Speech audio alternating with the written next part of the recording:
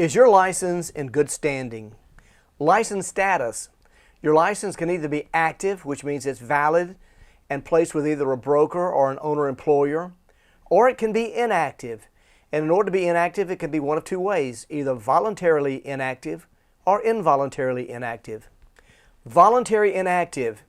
Your license will automatically be voluntarily inactive after passing the state examination. If you want to activate the license, you have to notify the Division of Real Estate of that change. You'll have to attend any continuing education requirements regardless of your license status. You also have to pay your renewal fees as required. Remember that voluntary inactive is for as long as you like. In other words, you can have a voluntary inactive status forever and ever as long as you do the continuing ed and pay the fees. Some other ineffective license. Remember we talked about the involuntary inactive status. If a broker is suspended or revoked, then all associates that work for that broker are going to have their license become involuntarily inactive. That is a penalty against the broker by the Florida Real Estate Commission. Also remember we said that an involuntary inactive status can occur when a person fails to renew their license in a timely manner.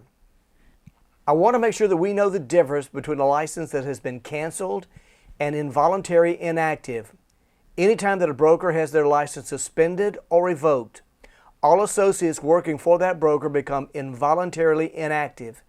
That is an ineffective status. When a broker resigns, dies, is fired, or their license expires, all associates working for that broker become canceled. That's also ineffective.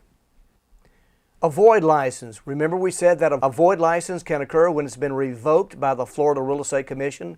We said that that's a permanent situation. It can also expire.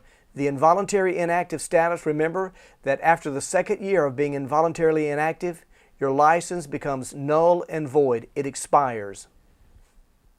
Other types of license. The multiple license. Only a broker can hold multiple license, and that is to say that the broker can be the broker of record for more than one brokerage entity.